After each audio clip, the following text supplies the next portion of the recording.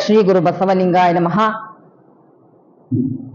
ವಿಶ್ವಗುರು, ಕ್ರಾಂತಿಕಾರಿ, ಸ್ತ್ರೀಕುಲೋದ್ಧಾರಕ ಅಪ್ಪ ಬಸವಣ್ಣನವರನ್ನ ಸ್ಮರಿಸಿಕೊಂಡು ವೀರ ವೀರಾಂಗಿನಿಯಾಗಿರುವಂತ, ವೈರಾಗ್ಯದ ತವನಿಧಿಯಾಗಿರುವಂತ ಅಕ್ಕನನ್ನ ಎಲ್ಲ ಮಂದಿರದಲ್ಲಿ ಸ್ಮರಿಸಿಕೊಂಡು ಎಲ್ಲ ದಾರ್ಶನಿಕರನ್ನ, ಸಂತ ಮಹಂತರನ್ನ, ಶಿವಯೋಗಿಗಳನ್ನ ಸ್ಮರಿಸಿಕೊಂಡು ಇಂದು ನಮ್ಮ ಎಲ್ಲ ಲಿಂಗಾಯತ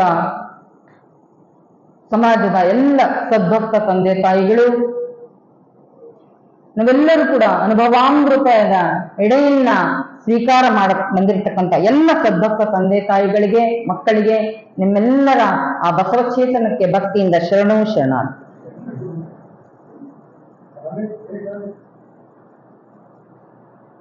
ವೈರಾಗ್ಯದ ತವನಿಗೆಯೇ ಎನಿಸಿಕೊಂಡಿರುವಂತ ಅಕ್ಕನಿಗೆ ಗುರುಗಳು ಹಲವಾರು ರೀತಿಯಾಗಿರ್ತಕ್ಕಂಥ ಉದಾಹರಣೆಯ ಸಹಿತವಾಗಿರ್ತಕ್ಕಂಥ ವಿಚಾರ ಚಿಂತನೆಗಳನ್ನ ಮುಟ್ಟಿಸ್ತಾರೆ. ನಾವು ಯಾವುದಾದ್ರೂ ಒಂದು ವಿಚಾರವನ್ನ ಮಾಡಬೇಕಾದ್ರೆ ಅದರ ಪೂರ್ವಾಪರವನ್ನ ತಿಳ್ಕೋಬೇಕು ಅಂತ ಹೇಳ್ತೀವಿ ಅಲ್ವಾ? ಹಾಗೆ ಅಕ್ಕನಿಗೆ ದೀಕ್ಷಾ ಸಂಸ್ಕಾರವನ್ನು ಕೊಡುವಂತ ಸಂದರ್ಭದಲ್ಲಿ ವಸ್ತುಗಳನ್ನ, ಪರಿಕರಗಳನ್ನ ಅಣಿ ಮಾಡ್ತೇವೆ, ತಯಾರು ಮಾಡ್ತೇವೆ. ಹಾಗೆ ಅಕ್ಕನಿಗೆ ಗುರುಗಳು ಮನಸ್ಸನ್ನ ಅಣಿ ಮಾಡ್ತಾರೆ ಅನ್ನುವಂಥದ್ದು. ಭೌತಿಕವಾಗಿರುವಂತ ಪರಿಕರವನ್ನ ಇಟ್ಟು ನಾವು ಅಣಿ ಮಾಡ್ತೀವಿ, ತಯಾರು ಮಾಡ್ತೀವಿ. ಆದ್ರೆ ಅಕ್ಕನಿಗೆ ಆಧ್ಯಾತ್ಮಿಕವಾಗಿರ್ತಕ್ಕಂಥ ಅಣಿ ಮಾಡುವಂತ ವಿಚಾರವನ್ನ ಗುರುಗಳು ಹೇಳ್ತಾರೆ. ನಾನು ಕಲ್ಯಾಣಕ್ಕೆ ಹೋಗಿ ಬಂದಿರ್ತಕ್ಕಂಥದ್ದು, ಆದ್ರೆ ಅಲ್ಲಿ ನನಗೆ ಬಹಳ ಪರಿಣಾಮ ಅನಿಸಿರ್ತಕ್ಕಂಥದ್ದು, ಬಹಳ ಮನಮುಟ್ಟುವಂಥದ್ದನ್ನ ನಿಮಗೂ ಕೂಡ ವಿಚಾರ ಚಿಂತನೆಯನ್ನು ಮಾಡ್ತೀನಿ. ಅಲ್ಲಿ ಬಸವಣ್ಣನವರನ್ನ ನಾನು ಕಂಡೆ, ಅಲ್ಲಮ ಪ್ರಭುದೇವರನ್ನ ಕಂಡೆ, ಹಾಗೆ ಉರಿಲಿಂಗ ತೆದ್ದೆಯನ್ನ, ಆ ಉರಿಲಿಂಗ ದೇವರನ್ನ ಕಂಡೆ, ಅವರ ಜೀವನದ ಕಂಡುಕೊಂಡಿರುವಂತ ಅನುಭವಗಳನ್ನ ಕಂಡೆ ಅಂತ ಅಂದಾಗ ಅಕ್ಕನಿಗೆ ಒಂದು ಕುತೂಹಲ ಆಗ್ತದೆ. ಗುರುಗಳೇ, ಆ ಅನುಭವ ಮಂಟಪದ ಆ ಜ್ಞಾನ ರತ್ನವೇ ಎನಿಸಿಕೊಂಡಿರುವಂತ ಆ ಅನುಭವಾಮೃತ ವಾಣಿಯನ್ನ ನನಗೂ ತಿಳಿಸಿ ಅಂತ ಹೇಳಿದಾಗ ಪ್ರತಿನಿತ್ಯವೂ ಕೂಡ ಅಕ್ಕನಿಗೆ ಪಾಠ ಪ್ರವಚನ ಮಾಡುವಂತ ಗುರುಗಳು ಅಲ್ಲಮರ ಒಂದು ವಚನವನ್ನ ಹೇಳ್ತಾರೆ. ತನುವ ತೌಂಟವ ಮಾಡಿ ಮನವ ಗುದ್ದಲಿ ಮಾಡಿ ಅಗೆದು ಕಳೆದನೆಯ ಭ್ರಾಂತಿಯ ಬೇರ ಒಡೆದು ಸಂಸಾರದ ಹೆಂಟೆಯ ಬಗೆದು ಬಿತ್ತಿದೆನಯ್ಯ ಬ್ರಹ್ಮ ಬೀಜವ ಅಖಂಡ ಮಂಡಲವೆಂಬ ಬಾವಿ ಪವನವೇ ರಾಟಾಳ ಶಿಶುಮ್ನ ನಾದಾಡಿ ಉದಕವ ತಿದ್ದಿ ಬಸವಗಳೆಲ್ಲರೂ ಅಸಗೇಡಿಸಿ ಹರೆಂದು ಸಮತೆ ಸೈರಣೆ ಎಂಬ ಬೇಲಿಯ ನಿಕ್ಕಿ ಅವಾಗಲೇ ತೋಂಟದಲ್ಲಿ ಜಾಗರವಿದ್ದು ಸಸಿಯ ಸಲಹಿದನು ಕಾಣ ಗುಹೇಶ್ವರನ. ಅಕ್ಕನಿಗೆ ವಚನವನ್ನ ಕೇಳಿ ಬಹಳ ಆನಂದ ಆಗ್ತದೆ, ಸಂತೋಷ ಆಗ್ತದೆ. ತಕ್ಷಣ ಈ ವಚನವನ್ನ ಕೇಳಿದ ಕ್ಷಣ ಹಲವಾರು ಚಿಂತನೆಗಳು ಅಕ್ಕನ ಮನಸ್ಸಿನಲ್ಲಿ ಮೂಡುತ್ತದೆ ಎನ್ನುವಂಥದ್ದು. ತನುವ ತೊಂಟವ ಮಾಡಿ ಮನವ ಗುದ್ದಲಿ ಮಾಡಿ, ತನು ಈ ಕಾಯ ಈ ಶರೀರವನ್ನ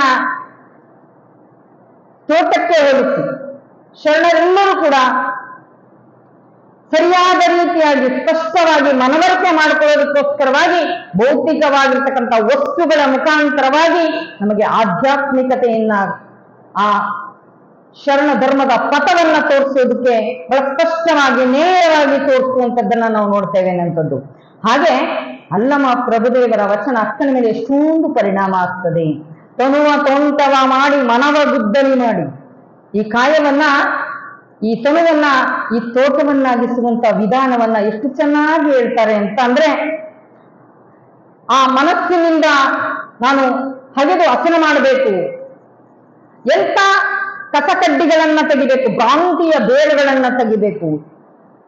ನಮಗಿನ್ನೂ ಎಲ್ಲೋ ಒಂದ್ ಕಡೆ ಗೊಂದಲ, ಆತಂಕ, ತಲ್ಲಣ ಎಲ್ಲವನ್ನೂ ಕೂಡ ತೆಗಿಬೇಕು ಅನ್ನುವಂಥದ್ದು ಅಕ್ಕ ಹೇಳ್ತಾರೆ. ಹಾಗೆ ಹಗೆದು ಕಳೆದು ಆ ಭ್ರಾಂತಿಯ ಬೇರನ್ನ ಅಲ್ಲಿ ಹೇಗೆ ಹದಗೊಳಿಸ್ಬೇಕು, ಒಡೆದು ಸಂಸಾರದ ಹೆಂಟೆಯ. ಎಷ್ಟೋ ಸಲ ನಾವು ಬೇಸಾಯ ಮಾಡುವಂತ ಸಂದರ್ಭದಲ್ಲಿ ಕಳೆ ಇರ್ತದೆ, ಕಡ್ಡಿ, ಕಸ ಎಲ್ಲವೂ ಇರ್ತದೆ. ಅದೆಲ್ಲವನ್ನು ಕೂಡ ತೆಗೆದು ಒಬ್ಬ ಕೃಷಿಕ ಬೇಸಾಯವನ್ನ ಮಾಡ್ತಾನೆ.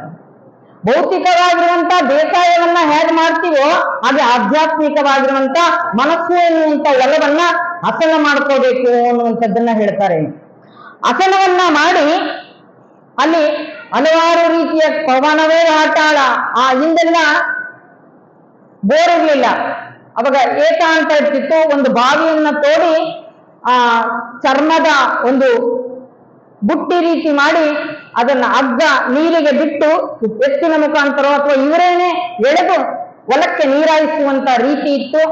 ಆ ರೀತಿಯಾಗಿರ್ತಕ್ಕಂಥದ್ದನ್ನ ಅವರು ನೋಡಿ, ವಿದ್ಯಾವಂತರು ಇವತ್ತು ಏನು ವಿಜ್ಞಾನ ಅಂತ ಕಂಡಿಡ್ಕೊಂಡಿದ್ದೀವಿ, ಆದ್ರೆ ಶರಣರು ತಮಗೆ ಬೇಕಾಗಿರುವಂತ ಅನುಕೂಲವನ್ನ ಎಷ್ಟು ಚೆನ್ನಾಗಿ ಮಾಡ್ಕೊಂಡಿದ್ರು ಅನ್ನುವಂಥದ್ದು ಅಂತ ಜಾಣ್ಮೆಯಿಂದ ಶರಣರು ಅದನ್ನ ಮಾಡ್ಕೊಂಡಿರ್ತಕ್ಕಂಥದ್ದು. ಹಾಗೆ ಪವನವೇ ರಾಟಾಳ ಸುಷುಮ್ನ ನಾಳದಿ ಉದಕ ಬರ್ತಿದ್ದಿ. ಶರಣರು ಆ ಸುಷುಮ್ನ ನಾಳದಿಂದ ಈ ಯೋಗ ಸಾಧನೆಯಲ್ಲಿ ಬರ್ತದೆ.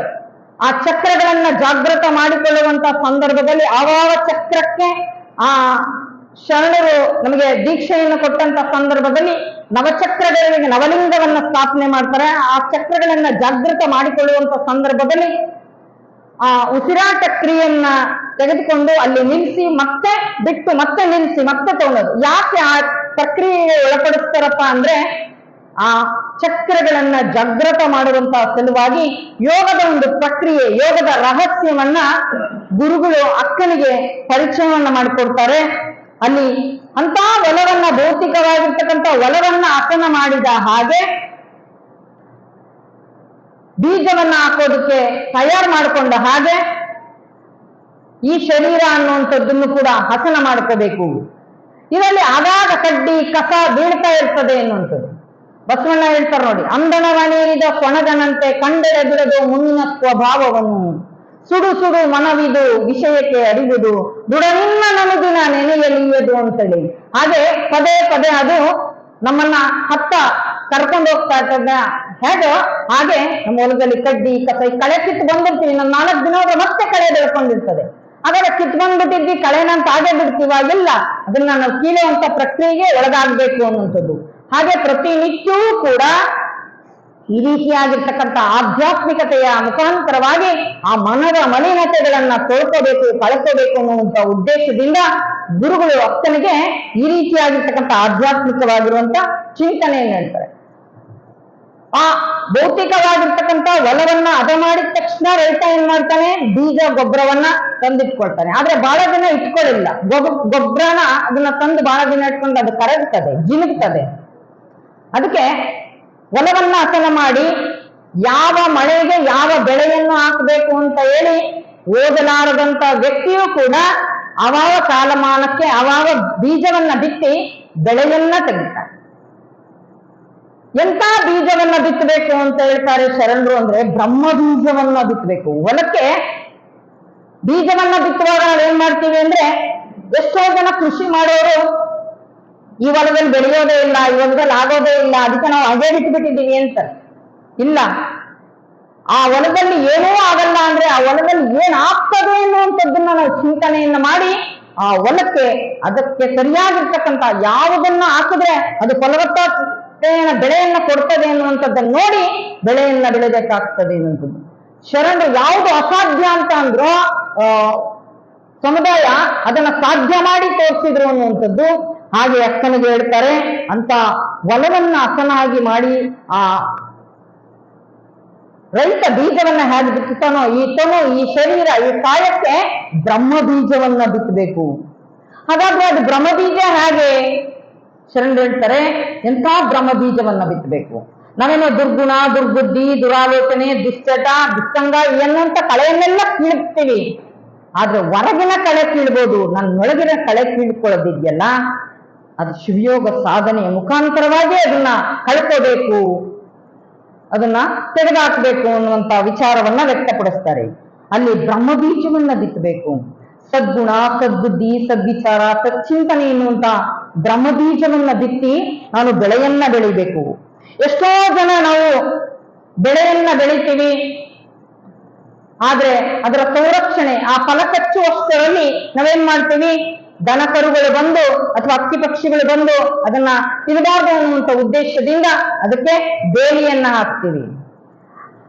ಹೊಲಕ್ಕೆ ಬೇಲಿ ಹಾಕಿದಂತೆ ಮನಸ್ಸಿಗೂ ಕೂಡ ಬೇಲಿ ಹಾಕ್ಬೇಕಲ್ಲ ಅಂತ ಎಂತ ಬೇಲಿಯನ್ನ ಹಾಕ್ಬೇಕು? ಸಮತೆ ಸೈರಣಿ ಎಂಬ ಬೇಲಿಯನ್ನ ಹಾಕಿ ಅವಾಗಲೂ ತೋಟದಲ್ಲಿ ಜಾಗರವಿದ್ದು.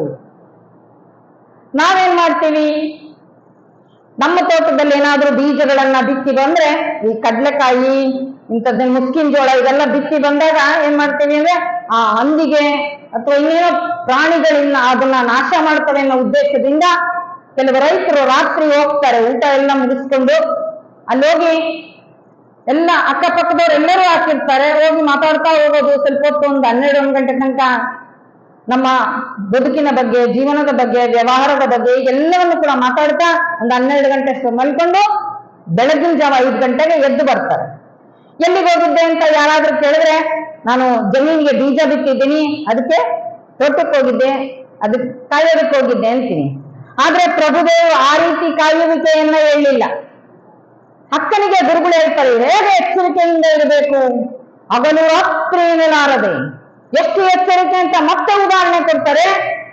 ಬೆಂಕಿಯನ್ನ ನನ್ನ ಮಡ್ಲಲ್ಲಿ ಕಟ್ಕೊಂಡ್ರೆ ಯಾವಾಗ ನನ್ನ ಹೊಟ್ಟೆ ಸುಟ್ಟು ಬಿಡುತ್ತಾ ಅನ್ನೋಷ್ಟು ಅಷ್ಟು ಎಚ್ಚರಿಕೆಯಿಂದ ಇರಬೇಕು ಅನ್ನೋದು. ಅಕ್ಕನಿಗೆ ಇನ್ನೂ ಅರ್ಥ ಆಗೋ ರೀತಿಯಾಗಿ ಹೇಳ್ಬೇಕು ನಾನು ಅಂತ ಗುರುವಿಗೆ ಎಂಥ ಉತ್ಕಟವಾಗಿರುವಂತ ಅಂಬಲ ಹಸಿವು ಅನ್ನುವಂಥದ್ದು. ಮತ್ತೆ ಹೇಳ್ತಾರೆ, ಅಕ್ಕ ಎಷ್ಟು ಜಾಗೃತಿಯಾಗಿರ್ಬೇಕು ಅಂತ ಹೇಳಿ ಬಸವಾದಿ ಶಿವಶರಣರು ನಮಗೆ ತಿಳಿಸ್ಕೊಡ್ತಾರೆ ಗೊತ್ತೇ. ಅದಕ್ಕೆ ಶ್ರದ್ಧೆಯಿಂದ ನಿಷ್ಠೆಯಿಂದ ಮಾಡಬೇಕು. ಅದಕ್ಕೆ ಭಕ್ತಿಯ ಲೇಪನ ಮಾಡಿದ್ರು, ಎಂಥ ಸಂಸ್ಕಾರವನ್ನ ಕೊಟ್ಟರು. ಶ್ರದ್ಧಾ ಭಕ್ತಿ, ನಿಷ್ಠಾ ಭಕ್ತಿ, ಅವಧಾನ ಭಕ್ತಿ, ಆನಂದ ಭಕ್ತಿ, ಸಮರಸ ಭಕ್ತಿಯಿಂದ ನೀನು ಅದನ್ನ ಮಾಡಬೇಕು ಅನ್ನುವಂಥ ಮಾತನ್ನ ಅಕ್ಕನಿಗೆ ಹೇಳ್ತಾರೆ. ಅಷ್ಟು ನಿಷ್ಠೆಯಿಂದ, ಅಷ್ಟು ಪ್ರಾಮಾಣಿಕತೆಯಿಂದ, ನಾನು ಅಷ್ಟೊಂದು ಎಚ್ಚರಿಕೆಯಿಂದ ನಾನು ರಕ್ಷಣೆಯನ್ನು ಮಾಡಬೇಕು, ಅದನ್ನ ಕಾಯ್ಕೋಬೇಕು. ಆ ತನು ಅನ್ನುವಂತ ಈ ಹೊಲದಲ್ಲಿ ಆ ಜ್ಞಾನಾಮೃತ ಅನ್ನುವಂತ ಫಲವನ್ನ ಬಂದಂತ ಸಂದರ್ಭದಲ್ಲಿ ಸದಾ ಎಚ್ಚರಿಕೆಯಿಂದ ಈ ಕಾಯವನ್ನ, ತನುವನ್ನ ಹೇಗೆ ರಕ್ಷಣೆ ಮಾಡ್ಕೋಬೇಕು ಅನ್ನುವಂಥದ್ದನ್ನ ಅಲ್ಲಮ್ಮ ಪ್ರಭುದೇವರ ವಚನ ಮುಖಾಂತರವಾಗಿ ತಿಳಿಸ್ಕೊಡ್ತಾರೆ. ಅಷ್ಟೊತ್ತಿಗಾಗ್ಲೇ ಅಕ್ಕ ಎಲ್ಲ ವಿಚಾರದನ್ನ ತಿಳ್ಕೊಂಡು ಮಾಗಿದ ಬದುಕಾಗಿಸಿಕೊಂಡಿರ್ತಾರೆ. ಪರಿಪೂರ್ಣತೆಯನ್ನ ಸಾಧಿಸಿರುವಂತ ಅಕ್ಕನಿಗೆ ತನ್ನ ತಂದೆ ತಾಯಿಗಳನ್ನ ಕರೆಸಿ ಎಲ್ಲ ವಿಚಾರವನ್ನ ಹೇಳಿ ಎಲ್ಲರ ಮುಂದೆ ಪ್ರತ್ಯಕ್ಷ ದರ್ಶನ ಅಂತಾರಲ್ಲ ಹಾಗೆ ಪೂಜಾ ವಿಧಿವಿಧಾನಗಳನ್ನೆಲ್ಲವನ್ನು ಕೂಡ ಹಿಂದಿನ ದಿನ ಎಲ್ಲವನ್ನ ಕೂಡ ತೋರಿಸಿ ತದನಂತರ ಶಿವಯೋಗ ಸಾಧನೆಯನ್ನು ಮಾಡೋದಕ್ಕೆ ಗುರುಗಳು ಅಕ್ಕನಿಗೆ ಲಿಂಗ ದೀಕ್ಷೆಯನ್ನ ಕೊಡ್ತಾರೆ ಅನ್ನುವಂಥದ್ದು. ಕೊಡುವಂತ ಸಂದರ್ಭದಲ್ಲಿ ಅಕ್ಕನಿಗೆ ವಿಭೂತಿ ಧಾರಣೆಯನ್ನ ಮಾಡುವಾಗ ಒಂದು ವಚನವನ್ನ ಹೇಳ್ತಾರೆ ಅನ್ನುವಂಥದ್ದು. ಹಾಗೆ ನೀರಿಗೆ ನೈದಿಲೆ ಶೃಂಗಾರ, ಗಗನಕ್ಕೆ ಚಂದ್ರಮಣಿ ಶೃಂಗಾರ, ನಾರಿಗೆ ಗುಣವೇ ಶೃಂಗಾರ, ನಮ್ಮ ಕೂಡಲ ಸಂಗನ ಶರಣರಿಗೆ ಮೊಸಲ ವಿಭೂತಿಯೇ ಶೃಂಗಾರ ಅಂತೇಳಿ ಅಕ್ಕನಿಗೆ ಭೌತಿಕವಾಗಿರುವಂತಹ ಶೃಂಗಾರವನ್ನ ಮಾಡಿಕೊಳ್ಳುವಂಥದ್ದು ಬೇರೆ, ಆದ್ರೆ ಆಧ್ಯಾತ್ಮಿಕವಾಗಿರ್ತಕ್ಕಂತಹ ಶಾಶ್ವತವಾಗಿರುವಂತಹ ಶೃಂಗಾರ ಅಂದ್ರೆ ಸಾತ್ವಿಕವಾಗಿರುವಂತಹ ಕಳೆಯನ್ನು ಹೊಂದುವಂತ ಆ ವಿಭೂತಿಯಿಂದ ಅಕ್ಕನಿಗೆ ಇಡೀ ಶರೀರಕ್ಕೆ ಭಸ್ಮ ಧೂಳನ, ಭಸ್ಮ ಸ್ನಾನ, ಭಸ್ಮ ಧಾರಣೆಯನ್ನ ಮಾಡುವಂತ ವಿಧಿವಿಧಾನ ಪ್ರಕ್ರಿಯೆಯನ್ನ ನಡೆಸಿ ಗುರುಗಳು ರುದ್ರಾಕ್ಷಿಯನ್ನ ಸದಾ ನಿನಗೆ ಶ್ರೀರಕ್ಷೆ ಆಗಲಿ ಅಂತೇಳಿ ರುದ್ರಾಕ್ಷಿಯನ್ನ ಧಾರಣೆಯನ್ನ ಮಾಡಿ ಹರಿದಾಡುವಂತ ಮನಸ್ಸನ್ನ ನಿಯಂತ್ರಣಕ್ಕೆ ತರುವಂತಕ್ಕೋಸ್ಕರವಾಗಿ ಅಕ್ಕನಿಗೆ ಒಂದು ವಚನ ಹೇಳ್ತಾರೆ. ನರವಿಂಗ ಬೆಳಗೆಲ್ಲ ಹುಳುಗಿಳಿಯ ಮಾಡಿ ಸಲಹುತ್ತ ಶಿವ ಶಿವ ಎಂದೋದಿಸಯ್ಯ, ಭಕ್ತಿ ಎಂಬ ಪಂಜರದೊಳಗಿಕ್ಕಿ ಸಲಹು ಕೂಡಲ ಸಂಗಮ ದೇವ ಅನ್ನುವಂಥದ್ದು. ಆ ಭಕ್ತಿ ಲೋಕಕ್ಕೆ ಕೊಂಡೊಯ್ಯುವುದಕ್ಕೋಸ್ಕರವಾಗಿ ಅಕ್ಕನಿಗೆ ವಿಭೂತಿ ರುದ್ರಾಕ್ಷಿ ಧಾರಣೆಯನ್ನ ಮಾಡಿಸಿ ಕೆಲವೊತ್ತು ಭಕ್ತಿಯ ಲೋಕಕ್ಕೆ ಕೊಂಡೊಯ್ತಾರೆ ಅನ್ನುವಂಥದ್ದು. ಹಾಗೆ ಆ ಭಕ್ತಿಯನ್ನ ವಚನಗಳನ್ನ ಹೇಳ್ತಾ ತದನಂತರ ಲಿಂಗಮಜ್ಜನವನ್ನ ಮಾಡಿಸ್ತಾರೆ ಅನ್ನುವಂಥದ್ದು. ಲಿಂಗಮಜ್ಜನದ ನಂತರ ಆ ಗುರುಗಳು ಹಸ್ತಮಸ್ತಕ ಸಂಯೋಗವನ್ನ ಮಾಡ್ತಾರೆ ಎನ್ನುವಂಥದ್ದು. ಹಿಂದೆ ಏನಾಗ್ತಾ ಇತ್ತು ಅಂದ್ರೆ ಯಾರಿಗೆ ಕಾಣಲಾರದಾಗಿ ಲಿಂಗ ದೀಕ್ಷೆಯನ್ನು ಕೊಡುವಂತ ಪ್ರಕ್ರಿಯೆ ಇತ್ತು. ಆದ್ರೆ ಅಕ್ಕನ ಲಿಂಗ ದೀಕ್ಷೆಯೇ ಬೇರೆ ಎನ್ನುವಂಥದ್ದು. ಶರಣರು ಹೇಳ್ತಾರೆ, ಎಂಥ ಗಳಿಕೆಯನ್ನು ಮಾಡಿದ್ರು ಅಂದ್ರೆ ಅವರು ಬಯಲ ಗಳಿಕೆಯನ್ನು ಮಾಡಿದ್ರು ಅನ್ನುವಂಥದ್ದು. ಅಂತ ಬಯಲ ಸಂಪಾದನೆಯನ್ನ ಮಾಡಿರುವಂತ ಆ ಗುರುಪಥದಲ್ಲಿ ಸಾಗಿರುವಂತ ಆ ಜ್ಞಾನ ಗುರು ಅಕ್ಕನಿಗೆ ಮಂತ್ರೋಚ್ಚಾರಣೆಯನ್ನ ಮಾಡ್ತಾರೆ ಎನ್ನುವಂಥದ್ದು. ಅಕ್ಕನಿಗೆ ಕತ್ತಲಿನಿಂದ ಬೆಳಕಿನೊಳಗೆ ಹೋದಂತ ಅನುಭವ, ಭೌತಿಕವಾಗಿರುವಂತ ಬೆಳಕಿನ ಭೌತಿಕವಾಗಿರುವಂತ ಕಣ್ಣಿಗೆ ಕಾಣುವಂತ ಹೊರಗಿನ ಬೆಳಕು ಹೇಗೆ ನಮಗೆ ಪ್ರಜ್ವಲಿಸ್ತದೋ ಹಾಗೆ ಅಕ್ಕನಿಗೆ ಅಂತರಂಗದ ಬೆಳಕು ಪ್ರಜ್ವಲಿಸ್ತದೆ ಎನ್ನುವಂಥದ್ದು. ಹಾಗೆ ಅಕ್ಕನಿಗೆ ಆ ರೀತಿಯಾಗಿರ್ತಕ್ಕಂಥ ದೀಕ್ಷೆಯನ್ನ ಕೊಟ್ಟು ಗುರುಗಳು ಶಿವಯೋಗವನ್ನ ಮಾಡೋದು ಕೇಳ್ತಾರೆ. ಅವಾಗ ಅಕ್ಕನಿಗೆ ಹೇಳ್ತಾರೆ, ಎಂಥ ವಿಚಾರ ಚಿಂತನೆಯನ್ನ ತಿಳಿಸ್ತಾರೆ. ಎನ್ನ ಗತಿಮತಿ ನೀನೇ ಕಂಡಯ್ಯ, ಎನ್ನ ಗುರು ಪರಮಗುರು ನೀನೇ ಕಂಡಯ್ಯ. ಗುರುಗಳು ಹೊರಗೆ ತೋರಿಸೋದಿಲ್ಲ, ನಿನ್ನೊಳಗಿರುವಂತ ಆತ್ಮ ಚೈತನ್ಯಕ್ಕೆ ಹೇಳ್ತಾರೆ ಅನ್ನುವಂಥದ್ದು. ಎನ್ನ ಗತಿಮತಿ ನೀನೇ ಕಂಡಯ್ಯ, ಎನ್ನ ಗುರು ಪರಮಗುರು ನೀನೇ ಕಂಡಯ್ಯ, ಎನ್ನಂತರಂಗದ ಜ್ಯೋತಿ ನೀನೇ ಕಂಡಯ್ಯ, ಕೂಡಲ ಸಂಗಮ ದೇವ ಅನ್ನುವಂಥದ್ದು. ಅಕ್ಕನಿಗೆ ಈ ವಚನಗಳನ್ನ ಹೇಳ್ತಾ ಹೇಳ್ತಾ ತನ್ನ ಅನುಭವಕ್ಕೆ ತಂದ್ಕೊಳ್ತಾ ಮತ್ತೆ ಹೇಳ್ತಾರೆ ಗುರು, ಆಡಿದೊಡೆಯನ್ನೊಡೆಯನ ಹಾಡುವೆ, ಬೇಡಿದೊಡೆಯನ್ನೊಡೆಯನ ಬೇಡುವೆ, ಒಡೆಯಂಗೊಡಲ ತೋರಿಯನ್ನ ಬಡತನವ ಭಿನ್ನಯಿಸುವೆ, ಒಡೆಯ ಮಹಾರಾಣಿ ಕೂಡಲ ಸಂಗಮ ದೇವರಿಗೆ ಸೆರಗೊಡ್ಡಿ ಬೇಡುವೆ ನಿಮ್ಮ ಧರ್ಮ ಅನ್ನುವಂಥ ಮಾತು. ಅಕ್ಕನಿಗೆ ಎಷ್ಟೊತ್ತಾಗ್ಲೇ ಇಡೀ ದೇಹಕ್ಕೆ ಆ ಪರಾತ್ಪರ ಪರವಸ್ತುವೇ ಚೈತನ್ಯವಾದಂತೆ ಎಂತ ಆನಂದ, ಎಂತ ಅನುಭವವನ್ನ ಪಡ್ಕೊಳ್ತಾರೆ ಎನ್ನುವಂಥದ್ದು. ಅಂತ ಪರಾತ್ಪರ ಪರವಸ್ತುವನ್ನೇ, ಆ ಪರಮಾತ್ಮನನ್ನೇ ಗುರು ನಿರಾಕಾರವಾಗಿರುವಂತಹ ವಸ್ತುವನ್ನ, ಆ ಪರಾತ್ಪರ ವಸ್ತುವನ್ನ ಚುರುಕಾಗಿ ಅಂಗೈಗೆ ಇಟ್ಟು ಪೂಜಾ ಕೈಂಕರ್ಯವನ್ನ, ಆ ಶಿವಯೋಗ ಸಾಧನೆಯ ಮರ್ಮವನ್ನ, ಆ ಪಥವನ್ನ ತೋರಿಸಿದ ಕ್ಷಣ ಅಕ್ಕನಿಗೆ ತವನಿಧಿಯನ್ನೇ ಇಟ್ಟಂತೆ ಆಗ್ತದೆ. ಆಗ ಗುರುಗಳು ಹೇಳ್ತಾರೆ, ಜಗದಗಲ ಮುಗಿಲಗಲ ಮಿಗಿಯಾಗಲ ನಿಮ್ಮಗಲ, ಪಾತಾಳದಿಂದ ತತ್ತ ನಿಮ್ಮ ಶ್ರೀಚರಣ, ಬ್ರಹ್ಮಾಂಡದಿಂದ ತತ್ತ ನಿಮ್ಮ ಶ್ರೀಮುಕುಟ, ಅಗಮ್ಯ ಅಗೋಚರ ಅಪ್ರತಿಮ ಲಿಂಗವೇ ಎನ್ನ ಕರಸ್ಥಲಕ್ಕೆ ಬಂದು ಚುಳುಕಾದಿರಯ್ಯ. ಆ ಭಗವಂತನನ್ನ ಹೇಳ್ತಾರೆ ನೋಡಿ, ಎಲ್ಲೋ ಇರುವಂತ ದೇವರನ್ನ ತೋರಿಸಿ ಅಲ್ಲಿ ದೇವರು ಇಲ್ಲಿ ದೇವರು ಆಗ ಬರ್ತದೆ ಹೀಗೆ ಬರ್ತದೆ ಗುರುಗಳಾಗಿ ತೋರಿಸ್ಲಿಲ್ಲ. ಆ ನಿರಾಕಾರವಾಗಿರುವಂತ ವಸ್ತುವನ್ನ ಸಾಕಾರ ರೂಪವಾಗಿ ಆ ಭಗವಂತ ಹೇಗಿದ್ದಾನೆ ಎನ್ನುವಂಥದ್ದನ್ನ ತೋರಿಸಿ, ಇಷ್ಟಲಿಂಗವನ್ನ ಪೂಜಿಸಿದ್ರೆ ಇಡೀ ಜಗತ್ತನ್ನೇ ಪೂಜಿಸಿದ ಹಾಗೆ ಎನ್ನುವಂತ ಹಲವಾರು ರೀತಿಯಾಗಿರ್ತಕ್ಕಂಥ ವಿಚಾರ ಚಿಂತನೆಯನ್ನ ಅಕ್ಕನಿಗೆ ನೀಡಿ ಹಲವಾರು ರೀತಿಯಾಗಿರುವಂತ ಆ ಶಿವಯೋಗದ ಸಾಧನೆಯ ಪ್ರಕ್ರಿಯೆಯನ್ನ ತಿಳಿಸ್ಕೊಡ್ತಾರೆ.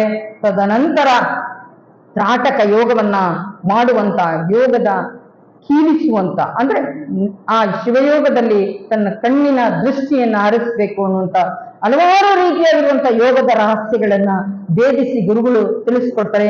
ಆ ತದೇಕ ಚಿತ್ತದಿಂದ ಅಕ್ಕ ಲಿಂಗವನ್ನ ನೋಡುವಂತ ಸಂದರ್ಭದಲ್ಲಿ ಆ ಲಿಂಗದಲ್ಲಿ ಒಂದು ಬೆಳಕನ್ನ ಕಾಣ್ತೀವಿ ನಾವೆಲ್ಲರೂ ಕೂಡ. ನಿನ್ನೆಯ ದಿನ ಹೇಳಿದ ಹಾಗೆ ಆಕಾಶದಲ್ಲಿರುವಂತಹ ನಕ್ಷತ್ರವನ್ನ ಆಕಾಶದಲ್ಲಿ ಬಿಟ್ಟು ಮತ್ತೆಲ್ಲಿ ನೋಡ್ಲಿಕ್ಕೆ ಸಾಧ್ಯ ಅಂದ್ರೆ ಅದೇ ಚುಳುಕು, ಆ ಬೆಳಕನ್ನ ಇಷ್ಟಲಿಂಗದಲ್ಲೂ ಕೂಡ ನೋಡ್ಬೋದು ಅನ್ನುವಂಥದ್ದು. ಅಂತ ಚುಳುಕಾಗಿರುವಂತಹ ಲಿಂಗೈನನ್ನ ಆ ಪರಾತ್ಪರ ಪರವಸ್ತುವಿನ ಬೆಳಕಿನಲ್ಲಿ ಅಕ್ಕ ಅಂತರಂಗದ ಜ್ಯೋತಿಯನ್ನ ಅರ್ಚಿಸುವಂತ ಪ್ರಕ್ರಿಯೆಗೆ ಗುರು ತೊಡಗಿಸುವಂಥದ್ದು. ಆ ತದೇಕ ಚಿತ್ತದಿಂದ ಲಿಂಗ ಯೋಗವನ್ನ ಮಾಡ್ತಾ ಆ ಗುರು ಕೊಟ್ಟಂತ ಮಂತ್ರವನ್ನ ಪಠಿಸ್ತಾ ಅಕ್ಕನ ಕಣ್ಣಲ್ಲಿ ಆನಂದ ಬಾಷ್ಪ ಬರ್ತದೆ. ಆನಂದ ಬಾಷ್ಪ ಬಂದಾಗ ಮನಸ್ಸು ಹೃದಯ ತುಂಬಿ ಬರ್ತದೆ ಅನ್ನುವಂಥದ್ದು. ಆ ಅನುಭವವನ್ನ ನಾವೆಲ್ಲರೂ ಕೂಡ ಹೇಳಿದ್ರೆ ಸಾಲದು, ಅದು ಅನುಭವಕ್ಕೆ ಹೊಂದ್ಕೋಬೇಕು ಅನ್ನುವಂಥದ್ದು. ಆ ಪರಮಾತ್ಮ ಎಷ್ಟೊಂದು ನಮಗೆ ವೈಜ್ಞಾನಿಕವಾಗಿ ಕಾಯವನ್ನ, ತನುವನ್ನ, ಶರೀರವನ್ನ ಕೊಟ್ಟಿರುವಂಥದ್ದು. ಆನಂದ ಆದಾಗ ಇದೇ ಕಣ್ಣಲ್ಲಿ ಸಿಹಿ ನೀರು ಬರ್ತದೆ, ದುಃಖ ಆದಾಗ ಇದೇ ಕಣ್ಣಲ್ಲಿ ಉಪ್ಪು ನೀರು ಬರ್ತದೆ. ಎಂಥ ಭಗವಂತ ಎಂಥ ಸೃಷ್ಟಿಯನ್ನ ಮಾಡಿರುವಂಥದ್ದು.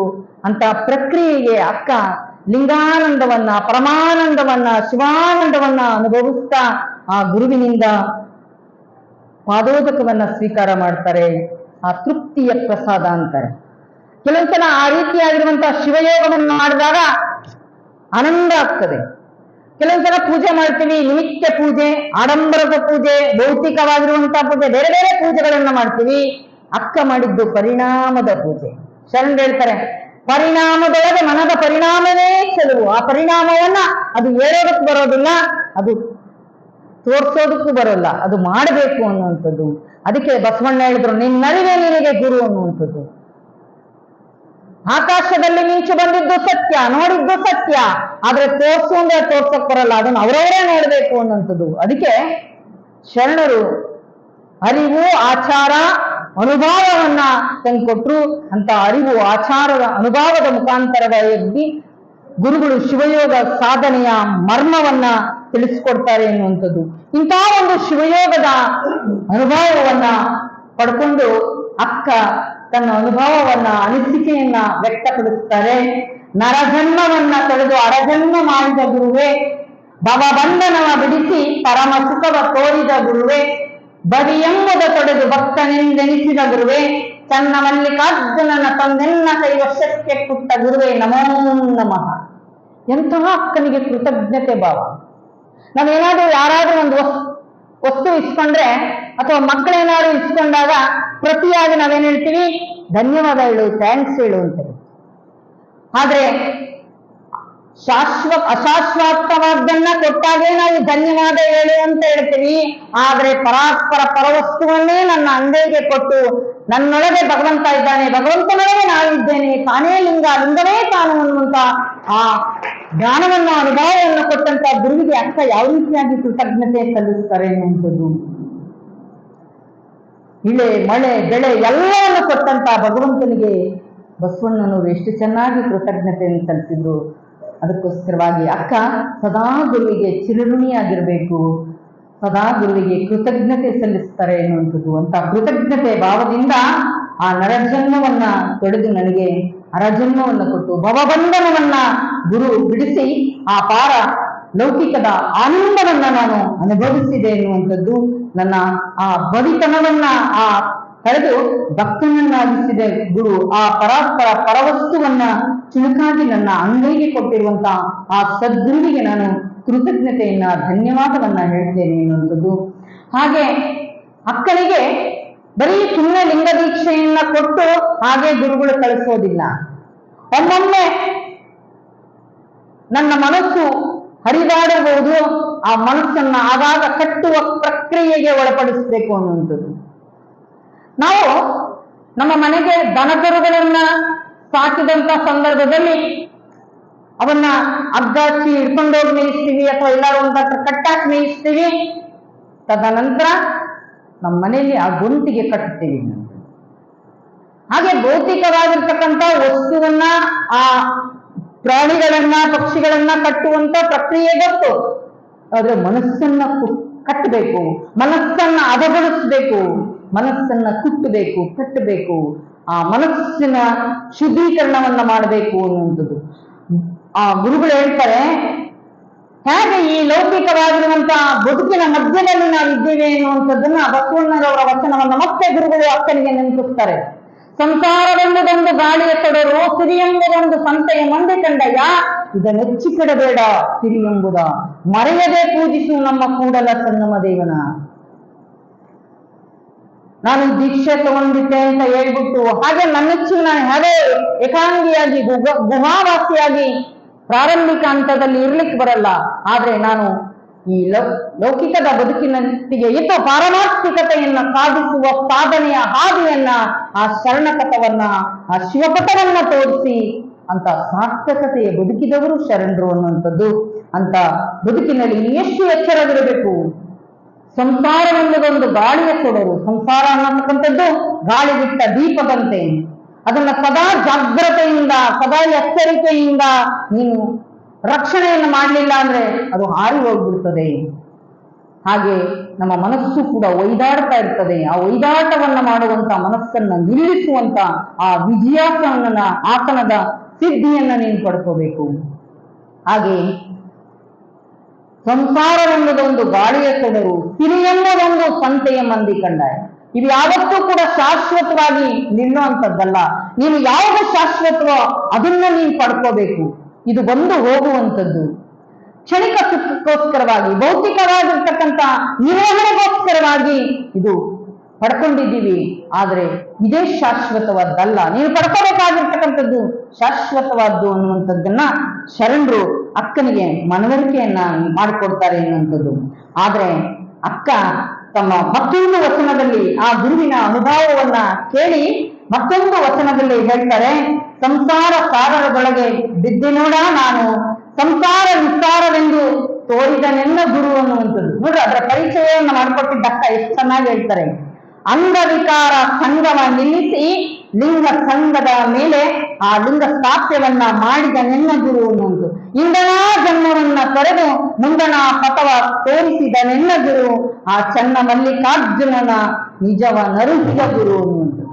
ಇವತ್ತು ಎಷ್ಟೋ ಜನ ಸತ್ಯದ ದರ್ಶನವನ್ನ, ಆ ಯೋಗದ ರಹಸ್ಯವನ್ನೇ ಕೂಡ ತಿಳಿಸೋದಿಲ್ಲ. ಅಂತ ಗುರು ನನ್ನ ಸಂಸಾರ ಅನ್ನುವಂತ ಸಾಗರದಲ್ಲಿ ನಾನು ಬಿದ್ದಿದ್ದೆ. ಈ ಲೌಕಿಕವಾಗಿರುವಂತಹ ಭೌತಿಕವಾಗಿರುವಂತಹ ಪ್ರಪಂಚದಲ್ಲಿ ನಾನು ಬದುಕನ್ನ ನಡೆಸ್ತಾ ಇದ್ದೆ. ಆದ್ರೆ ಯಾವುದು ಸತ್ಯ ಯಾವುದು ಅಸತ್ಯ ಅನ್ನುವಂಥದ್ದನ್ನ ಗುರು ನನಗೆ ತಿಳಿಸಿಕೊಟ್ರು ಅನ್ನುವಂಥದ್ದನ್ನ ಅಕ್ಕ ಹೇಳ್ತಾರೆ. ಅಂಗವಿಕಾರದ ಸಂಘವನ್ನ ನಿಲ್ಲಿಸಿ, ಅಂಗವಿಕಾರಕ್ಕೆ ನಾನು ಲೌಕಿಕವಾಗಿರುವಂತಹ ಭೌತಿಕವಾಗಿರುವಂತಹ ಅಂಗ ಶೃಂಗಾರಕ್ಕಿಂತಲೂ ಕೂಡ ಮನಸ್ಸಿನ ಆ ಶಿವಯೋಗದ ಆ ಜ್ಞಾನದ ಅನುಭವದ ಶೃಂಗಾರವನ್ನ ಮಾಡ್ಕೋಬೇಕು ಅನ್ನುವಂಥದ್ದನ್ನ ಗುರುಗಳು ಪರಿಚಯ ಮಾಡಿಕೊಟ್ಟಿದ್ದಕ್ಕೆ ಅಕ್ಕ ಸದಾ ಆ ಗುಣಗಳಿಂದ ಶೃಂಗಾರವನ್ನ ಮಾಡಿಕೊಳ್ಳುವಂಥದ್ದನ್ನ ನಾವು ನೋಡ್ತೇವೆ. ಹಾಗೆ ನನಗೆ ಅಂಗದ ಮೇಲೆ ಗುರು ಲಿಂಗವನ್ನ ಸ್ಥಾಪನೆ ಮಾಡಿದ್ರು. ನಾವು ಭೌತಿಕವಾಗಿರ್ತಕ್ಕಂಥ ಈ ವೈದಿಕದ ಆಚರಣೆಯಲ್ಲಿ ಲಿಂಗ ಸ್ಥಾಪನೆ ಎನ್ನುವಂತ ವಿಚಾರವನ್ನ ಕೇಳ್ತೇವೆ. ಪ್ರಾಣ ಪ್ರತಿಷ್ಠೆಯನ್ನ ಮಾಡಿದ್ವಿ ಅನ್ನುವಂಥದ್ದು. ಜಡವಾದ ವಸ್ತುವಿಗೆಲ್ಲಾದ್ರೂ ಪ್ರಾಣವನ್ನ ತುಂಬುವುದು ಉಂಟೆ? ಇಲ್ಲ, ಅದು ಸಾಧ್ಯವಿಲ್ಲ ಅನ್ನುವಂಥದ್ದು. ಅದಕ್ಕೋಸ್ಕರವಾಗಿ ನಾವೆಲ್ಲರೂ ಕೂಡ ಚೈತನ್ಯದಲ್ಲಿ ಆ ಬೆಳಕನ್ನ ಕಾಣಬೇಕು ಅನ್ನುವಂಥದ್ದು. ಭೌತಿಕವಾಗಿರುವಂತಹ ಶರೀರವನ್ನ ನೋಡ್ಕೊಳ್ಳೋದಕ್ಕೆ ಹೇಗೆ ಕನ್ನಡಿಯನ್ನು ಉಪಯೋಗಿಸ್ತೀವೋ ಹಾಗೆ ಮನಸ್ಸಿನ ಕನ್ನಡಿ ಇಷ್ಟಲಿಂಗ ಅನ್ನುವಂಥದ್ದು. ಆ ಪರಮಾತ್ಮನ ದಿಗ್ದರ್ಶನವನ್ನ ಮಾಡೋದಕ್ಕೋಸ್ಕರವಾಗಿ ಆ ಚುಳುಕಾಗಿರುವಂತಹ ಚೇತನವನ್ನ ನೀಡಿರುವಂಥದ್ದು. ನೋಡಿ ಶಿವಯೋಗ ಸಾಧನೆ ಎಂತ ಪರಿಣಾಮವನ್ನ ನಮ್ಮ ಬದುಕಿನಲ್ಲಿ ಜೀವನದಲ್ಲಿ ತಂದುಕೊಡ್ತದೆ ಅಂತ ಅಂದ್ರೆ ಅದಕ್ಕೆ ಹಲವಾರು ರೀತಿಯಾಗಿರುವಂತಹ ಪರಿಕರಗಳನ್ನ ಮಾಡಿ ಶಿವಯೋಗವನ್ನ ಆ ಶಿವಯೋಗದ ಸಾಧನೆಯ ವಸ್ತುವನ್ನಾಗಿ ಮಾಡಿರ್ತಾರೆ. ನೀವು ಕೇಳಿರ್ಬೋದು ಅಂಜನ ಅಂತ ಹೇಳಿ. ಅಂಜನ ಹೇಗೆ ಕೆಲಸ ಮಾಡ್ತದೆ ಅಂತ ಅಂದ್ರೆ, ತುಂಬಾ ಚಿಕ್ಕ ಮಕ್ಕಳಿಗೆ ಆ ವಿಳೆದೆಲೆ ಮೇಲೆ ಹಿಂದೆಲ್ಲ ಹಾಕಿ ತೋರಿಸ್ತಾ ಇದ್ರು. ಯಾವ್ದಾದ್ರು ವಸ್ತು ವ್ಯಕ್ತಿ ಕಳೆದೋದ್ರೆ ಅದರ ಮುಖಾಂತರವಾಗಿ ಆ ಊರು ವ್ಯಕ್ತಿ ಎರಡನ್ನೂ ತೋರಿಸ್ತಾ ಇತ್ತು. ಅಂತ ಗ್ರಹಣ ಶಕ್ತಿಯನ್ನ ಏಕಾಗ್ರತೆಗೊಳಿಸುವಂತ ಹಲವಾರು ರೀತಿಯಾಗಿರುವಂತ ಪರಿಕರಗಳನ್ನ, ಗೇರೆಣ್ಣೆ, ಆಕಳು ತುಪ್ಪ, ಹೀಗೆ ಚಂದ್ರಕಾಂತ ಶಿಲೆ, ಸೂರ್ಯಕಾಂತ ಶಿಲೆ ಇವೆಲ್ಲವನ್ನು ಕೂಡ ಹಾಕಿ ಇಷ್ಟಲಿಂಗವನ್ನ ತಯಾರು ಮಾಡ್ತಾರೆ ಅನ್ನುವಂಥದ್ದು. ಯಾಕೆ ಆ ಸೂರ್ಯಕಾಂತ ಶಿಲೆ ಚಂದ್ರಕಾಂತ ಶಿಲೆಯನ್ನ ಹಾಕ್ತಾರೆ ಅಂದ್ರೆ, ನೋಡಿ ಹಿಂದೆಲ್ಲ ರಾಜ ಮಹಾರಾಜರುಗಳಿಗೆ ಆ ಕಿರೀಟಕ್ಕೆ ಆ ಮಣಿಗಳನ್ನ ಹಾಕ್ತಾ ಇದ್ರು. ಸದಾ ಆ ಕಿರೀಟವನ್ನ ಧರಿಸಿಕೊಳ್ಳುವಂತ ಸಂದರ್ಭದಲ್ಲಿ ಅವರಿಗೆ ಎಷ್ಟೋ ವಯಸ್ಸಾದ್ರೂ ಕೂಡ ವಯಸ್ಸಾಗಲಾರದಾಗಿ ಕಾಣ್ತಾ ಇದ್ರು ಅನ್ನುವಂಥದ್ದು. ಅದಕ್ಕೋಸ್ಕರವಾಗಿ ಅದು ಕಳೆ ತೇಜಸ್ಸನ್ನ ತಂದು ಕೊಡ್ತದೆ. ಅದಕ್ಕೋಸ್ಕರವಾಗಿ ಅದನ್ನ ಧರಿಸ್ತಾ ಇದ್ರು. ಹಾಗೆ ಹಲವಾರು ರೀತಿಯಾಗಿರತಕ್ಕಂಥ ಆಧ್ಯಾತ್ಮಿಕವಾಗಿರುವಂತಹ ಉದಾಹರಣೆಗಳನ್ನು ಕೂಡ ಕೊಡ್ತಾರೆ ಎನ್ನುವಂಥದ್ದು. ಹಾಗೆ ಅಕ್ಕ ಮತ್ತೆ ನನ್ನ ಹುಟ್ಟು ಸಾವು ಅನ್ನುವಂತ ಆ ಪ್ರಕ್ರಿಯೆ, ಆ ಭವಬಂಧನದಿಂದ ನನ್ನನ್ನ ಗುರು ನಿಜದ ನೆಲೆಗೆ ನನ್ನನ್ನ ಪರಿಚಯ ಮಾಡಿಕೊಡ್ತಾರೆ. ಆ ಪಾಪ ಪುಣ್ಯ ಎನ್ನುವಂತ ನಾನು ಆ ಹೆದ್ದಾರಿಯಲ್ಲಿ ಸಾಗುವಂತ ಬಸವಳಿದುವಂತ ಸಂದರ್ಭದಲ್ಲಿ ನನಗೆ ಮುಕ್ತಿಯ ಮಾರ್ಗವನ್ನ, ಮುಕ್ತಿಯ ಪಥವನ್ನ ತೋರಿಸಿದ್ರು. ಹೇಗೆ ತೋರಿಸಿದ್ರು? ಅಂಬಿಗನಂತೆ ಗುರು ನನ್ನನ್ನ ದಾರಿಯನ್ನ ತೋರಿಸಿ ಆ ಸಾಧನಾ ಅನ್ನುವಂತ ದೋಣಿಯನ್ನ ಕೂರಿಸಿ ನನ್ನ ಮುಕ್ತಿ ಪಥಕ್ಕೆ ಕರೆದುಕೊಂಡು ಹೋದ್ರು ಗುರು ಅನ್ನುವಂಥದ್ದನ್ನ ಅಕ್ಕ ಹೇಳ್ತಾರೆ. ಅಂತ ಮುಕ್ತಿ ಪಥದ ಹಾದಿಯ ಮುಖಾಂತರವಾಗಿ ಸನ್ಮಾರ್ಗದ ಹಾದಿಯ ಕಡೆಗೆ ಅಕ್ಕ ಸಾಗುವಂಥದ್ದನ್ನ ನಾವು ಕಾಣ್ತೇವೆ. ಇನ್ನೂ ಹೆಚ್ಚಿನದಾಗಿ ಪರಿಣಾಮವನ್ನ ಶಿವಯೋಗದ ಸಾಧನೆಯನ್ನ ನೋಡಿ ಹಲವಾರು ಜನ ಪರಿವರ್ತನೆಯಾಗಿರ್ತಕ್ಕಂಥದ್ದನ್ನ ನಾವು ಕಾಣ್ತೇವೆ ಅನ್ನೋದು. ಯಾವುದೋ ಒಂದು ಬಲವಂತಕ್ಕೋಸ್ಕರವಾಗಿ, ಒತ್ತಾಯಕ್ಕೋಸ್ಕರವಾಗಿ ನಾವು ಇಷ್ಟಲಿಂಗ ದೀಕ್ಷೆಯನ್ನ, ಇಷ್ಟಲಿಂಗ ಧಾರಣೆಯನ್ನ ಯಾವತ್ತೂ ಮಾಡ್ಕೋಬಾರ್ದು ಅನ್ನೋದು. ಅದರ ಬಗ್ಗೆ ಸರಿಯಾಗಿರ್ತಕ್ಕಂಥ ಮಾಹಿತಿಯನ್ನ ತೆಗೆದುಕೊಂಡು ಹಸಿರು ಆಸಕ್ತಿಯಿಂದ, ಶ್ರದ್ಧೆಯಿಂದ, ಭಕ್ತಿಯಿಂದ, ನಿಷ್ಠೆಯಿಂದ ಆ ಶಿವಯೋಗವನ್ನ ಮಾಡಬೇಕೇ ವಿನಃ ಸುಮ್ಮನೆ ನಿಮಿತ್ತ ಮಾತ್ರದ ಪೂಜೆ ಮಾಡಿದ್ರೆ ಅದು ಪರಿಣಾಮ ಆಗೋದೇ ಇಲ್ಲ ಅನ್ನುವಂಥದ್ದು. ಅದಕ್ಕೆ ಹೊರಗಣ ಕೊಯ್ದು ಹೊರಗನೆ ಪೂಜಿಸಿ ಹೊರಗಡೆ ಆದರು ಅಂತಾರೆ. ಅದಕ್ಕೆ ನಮ್ಮ ಭಕ್ತಿ ಹೇಗಿರಬೇಕು ಅಂದ್ರೆ ಸದಾ ಹಬ್ಬದಂತೆ, ಸದಾ ಆ ಶಿವಯೋಗ ಸಾಧನೆಯನ್ನ ಮಾಡುವಂತಹ ಸಂದರ್ಭದಲ್ಲಿ ಬಸವಣ್ಣರು ಹೇಳಿದಾಗೆ, ಶರಣ ನಿದ್ರೆಗೈದರೆ ಜಪ ಕಾಣಿರೋ, ಶರಣನಂತ ಕುಳಿತರೆ ಶಿವರಾತ್ರಿ ಕಾಣಿರೋ, ಶರಣ ನಡೆದದ್ದೇ ಶಿವತತ್ವ ಕಾಣಿರೋ ಅನ್ನುವ ಹಾಗೆ ನಾವು ಶರಣರ ಹಾದಿಯಲ್ಲಿ ನಾವು ನಡೆದಿದ್ದೇ ಆದ್ರೆ, ಅಂತ ಸತ್ಪಥದಲ್ಲಿ ನಡೆದಿದ್ದೇ ಆದ್ರೆ ನಮ್ಮ ಬದುಕು ಜೀವನ ಅದು ಸಾರ್ಥಕ ಆಗ್ತದೆ ಎನ್ನುವಂಥದ್ದು ಅಂತ ಗುರು ನಮಗೆ ಅಸ್ತಮಸ್ತಕ ಸಂಯೋಗವನ್ನ ಮಾಡುವುದರ ಮುಖಾಂತರವಾಗಿ ಗುರು ನಮಗೆ ಮಲತ್ರಯಗಳನ್ನ ಕಳೆದು, ಶರೀರದಲ್ಲಿ 3 ಮಲತ್ರಯಗಳನ್ನ, ಅಣುಮಲ, ಮಾಯಾಮಲ, ಕಾರ್ಮಿಕ ಮಲತ್ರಯಗಳನ್ನ ಕಳೆದು ಅಲ್ಲಿ ಗುರು ನಮಗೆ ಸಂಸ್ಕಾರವನ್ನ ಕೊಡುವಂತಹ ಸಂದರ್ಭದಲ್ಲಿ ಇಷ್ಟಲಿಂಗವನ್ನ ಕೊಡ್ತಾರೆ. ಇಷ್ಟಲಿಂಗ ಪ್ರಕ್ರಿಯೆ ನಡೀತದೆ, ಆದ್ರೆ ಗುರು ನಮಗೆ ಪ್ರಾಣಲಿಂಗ ಮತ್ತೆ ಭಾವಲಿಂಗ ಸಂಬಂಧವನ್ನ ಮಾಡಿ 3 ಶರೀರಕ್ಕೆ ಇಷ್ಟಲಿಂಗ ದೀಕ್ಷೆಯನ್ನ ನೀಡುತ್ತಾರೆ. ಇಡೀ ಶರೀರವನ್ನ ಲಿಂಗಮಯವಾಗಿಸಿಕೊಳ್ತಾರೆ. ಅಂತ ಲಿಂಗ ಶರೀರವನ್ನ ಮಾಡುವಂತಹ ಗುರು ಮೈನಾಡ ಬಸವಲಿಂಗ ಶರಣರು ಹೇಳ್ತಾರೆ, ಹರನಿಗಿಂತಲೂ ಅಧಿಕ ಗುರು ಶ್ರೇಷ್ಠ ಅನ್ನುವಂಥದ್ದು. ಗುರುವಟ್ಟಿ ಗುರುವಾಗುವಂತಹ ಸಂಸ್ಕೃತಿ ಯಾವ್ದಾದ್ರು ಇದ್ರೆ ಅದು ನಮ್ಮ ಲಿಂಗವಂತ ಧರ್ಮದಲ್ಲಿ ಬಿಟ್ಟು ಇನ್ನೆಲ್ಲೂ ನೋಡ್ಲಿಕ್ಕೆ ಸಾಧ್ಯ ಇಲ್ಲ ಅನ್ನುವಂಥದ್ದು. ಅಂತ ಶಿವಯೋಗ ಸಾಧನೆಯಲ್ಲಿ ಹಲವಾರು ರೀತಿಯಾಗಿರ್ತಕ್ಕಂಥ ಯೋಗ ಸಾಧನೆ ಮಾಡಿರುವಂತಹ ಮೈನಾಡ ಬಸವಲಿಂಗ ಶರಣರು ಹೇಳ್ತಾರೆ, ಶ್ರೀ ಗುರುವೇ ಸತ್ಕ್ರಿಯೆಯೇ ಆಗರವೇ ಸುಜ್ಞಾನ ಸಾಗರವೇ ಎಲ್ಲ ಮತಿಗೆ ಮಂಗಲವಿತ್ತು ರಾಗಾದಿಂದೇಗ ಕೃಪೆಯಾದು. ಗುರುವೇ ಭಕ್ತರ ಸಂತಾತರುವೇ ಸಜ್ಜನ ಮನೋಹರವೇ ನಿಜ ಭಕ್ತಿ ಜ್ಞಾನ ವೈರಾಗ್ಯ ಮಂದಿರವೇ ಮದ್ಗುರುವೇ ಕೃಪೆಯಾದು. ಮದ್ಗುರುವೇ ಕೃಪೆಯಾದು. ಅರನಿಂದಾಲದಿ ಸದ್ಗುರುವೆಂಬುದನ್ನು ಕೇಳಿ ಗುರುವೇ ನಾನಿಮ್ಮ ಚರಣವನ್ನು ಮುಟ್ಟಿಸುವೆನು ಕರುಣಾದಿಂದನಗೆ ಕೃಪೆಯಾಗೋ. ಕರುಣಾದಿಂದನಗೆ ಕೃಪೆಯಾಗೋ. ಆ ಗುರುಕರುಣೆಯನ್ನ ಪಡ್ಕೊಳ್ತಾರೆ ಅಕ್ಕ ಅನ್ನುವಂಥದ್ದು. ಇಂತಹ ಅದ್ಭುತವಾಗಿರುವಂತಹ ಪರಿಣಾಮಕಾರಿಯಾಗಿರ್ತಕ್ಕಂಥ ಆನಂದವನ್ನ ಅಕ್ಕ ಪಡ್ಕೊಳ್ತಾರೆ ಎನ್ನುವಂಥದ್ದು. ಆದ್ರೆ ನಾವ್ ಏನ್ ಮಾಡ್ತಾ ಇದ್ದೀವಿ ಅಂದ್ರೆ, ಇವತ್ತು ದೀಕ್ಷೆಯನ್ನ ಪಡ್ಕೊಳ್ರಿ, ಮೋಕ್ಷ ಮಾರ್ಗಕ್ಕೆ ಹೋಗ್ರಿ, ಶಿವಪಥಕ್ಕೆ ಬರ್ರಿ, ಆ ಆಧ್ಯಾತ್ಮಿಕತೆಯ ಪಥದಲ್ಲಿ ನೆಮ್ಮದಿ ಇದೆ, ಶಾಂತಿ ಇದೆ ಅಂದ್ರೆ ನಾವ್ಯಾರು ಕೂಡ ಇವತ್ತು ದೀಕ್ಷೆಯ ಪ್ರಕ್ರಿಯೆಗೆ, ಸಂಸ್ಕಾರದ ಪ್ರಕ್ರಿಯೆಗೆ ಒಳಗಾಗೋದೇ ಇಲ್ಲ ಅನ್ನುವಂಥದ್ದು. ನೆನ್ನೆ ಈ ದಿನ ಅಪ್ಪರು ಬಹಳ ಚೆನ್ನಾಗಿ ಹೇಳ್ತಾ ಇದ್ರು, ನಮ್ಮ ಹತ್ರ ನಾವೆಲ್ಲರೂ ಕೂಡ ಏನ್ ಬಿಟ್ಟೋದ್ರು ಮೊಬೈಲ್ನ ಬಿಟ್ಟೋಗಲ್ಲ. ಇವತ್ತು ಎಂತ ದುರ್ದೈವ ಅಂತ ಅಂದ್ರೆ, ಎಷ್ಟೋ ಜನ ನಾವು ಲಿಂಗ ಅಲ್ಲೆಲ್ಲೋ ಗೂಟಕ್ಕೆ ಸಿಗಾಕ್ತಿವಿ, ಎಲ್ಲಿ ನಿಮ್ ಲಿಂಗ ಅಂದ್ರೆ ಆ ಗೂಟದ ಮೇಲೆ ತಗೊಂಡು ಅವಾಗ ಹಾಕೊಂತೀವಿ. ಅಲ್ಲ, ಇದು ನಮ್ಮ ಲಿಂಗವಂತ ಧರ್ಮದ ಸಂಸ್ಕಾರ ಸಂಸ್ಕೃತಿ ಅಲ್ಲ. ಅದು ಯಾವಾಗ ನಮಗೆ ಲಿಂಗ ದೀಕ್ಷೆ ಆಗ್ತದೋ ಅವತ್ತಿನಿಂದ ನಮ್ಮ ಪ್ರಾಣವನ್ನ ಹಂಗೆ ನಾವು ಬಿಟ್ಟಿರಲ್ವ, ನಾವು ಲಿಂಗ ಬಿಟ್ಟಿರಬಾರ್ದು ಅನ್ನುವಂಥದ್ದು. ನಾವು ಲಿಂಗಪ್ಪ ಆಗ್ಬೇಕು, ಲಿಂಗ ತಗೊಂಡು ನಾವು ಗೂಟಪ್ಪುಗಳಾಗಬಾರ್ದು ಅನ್ನುವಂಥದ್ದು. ಅದಕ್ಕೋಸ್ಕರವಾಗಿ ನಾವು ಎದೆ ಮೇಲೆ ಲಿಂಗ ಧರಿಸ್ಕೋಬೇಕು. ಹೇಳ್ತಾ ಇರ್ತೀವಿ, ಹಣ ಇದ್ದವ್ರನ್ನ ಹಣವಂತರು ಅಂತಾರೆ, ಗುಣ ಇರೋರ್ನು ಗುಣವಂತರು ಅಂತಾರೆ. ನಮ್ಮ ಎದೆ ಮೇಲೆ ನಾವು ಲಿಂಗ ಇಲ್ಲ ಅಂದ್ರೆ ನಾವು ಯಾರು ಅಂತ ಕೇಳಿದ್ರೆ ಏನ್ ಹೇಳಕ್ ಸಾಧ್ಯ? ಉದಾಹರಣೆಗೆ 4 ಜನರ ಮಧ್ಯೆ ಕುತ್ಕೊಂಡು ಅಭಿಮಾನದಿಂದ ಹೇಳ್ಕೊಳ್ತೀವಿ, ನಾವು ಲಿಂಗಾಯತ ಸಮಾಜದವ್ರಿ, ನಾವು ಲಿಂಗಾಯತರ್ರಿ ಅಂತೇಳಿ. ಆದ್ರೆ ನಿನ್ನಲ್ಲಿ ಧರ್ಮದ ಬಗ್ಗೆ, ನಿನ್ನ ಧರ್ಮ ಲಾಂಛನವಾಗಿರ್ತಕ್ಕಂಥ ನೀನು ಇಷ್ಟಲಿಂಗ ಕಟ್ಕೊಂಡಿದ್ಯಾ, ನಿನ್ಗೆ ಅದ್ರ ಮುಖಾಂತರವಾಗಿ ಏನ್ ಅನುಭವ ಆಯ್ತು, ಹಲವಾರು ರೀತಿಯಾಗಿರ್ತಕ್ಕಂಥ ಧರ್ಮದ ಬಗ್ಗೆ ಏನಾದ್ರೂ ಮಾಹಿತಿಯನ್ನ ಕೇಳಿದ್ರೆ ಏನ್ ಹೇಳ್ತೀವಿ? ನಮ್ಗೆ ಲಿಂಗ ಕಟ್ಕೊಂಡು ಅದರ ಲಿಂಗಾನುಭವ ಆಗಿದ್ರೆ ತಾನೇ ನಾವು ಹೇಳೋದು.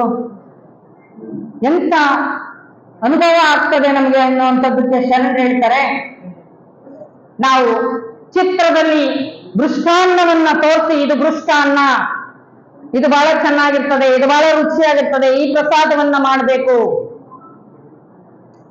ಅನ್ನುವಂಥದ್ದನ್ನ ಚಿತ್ರದಲ್ಲಿ ತೋರಿಸಿದ್ರೆ ಹೊಟ್ಟೆ ತುಂಬಲ್ಲ, ಅದನ್ನ ಪ್ರಕ್ರಿಯೆಗೊಳಿಸಬೇಕು ಅನ್ನುವಂಥದ್ದು. ಅಡುಗೆ ಮಾಡಿ ಆ ಮೃಷ್ಟಾನ್ನಕ್ಕೆ ನಾವು ಪದಾರ್ಥದಿಂದ ಪ್ರಸಾದವನ್ನು ಮಾಡಿ ಲಿಂಗಕ್ಕೆ ಅರ್ಪಿತ ಮಾಡಿದ್ರೆ ಅದು ಪ್ರಸಾದ ಆಗ್ತದೆ. ಆ ಪ್ರಸಾದ ಮಾಡಿದ್ರೆ ಸಂತೃಪ್ತಿ ಆಗ್ತದೆ, ಆನಂದ ಆಗ್ತದೆ, ಚೈತನ್ಯ ಬರ್ತದೆ.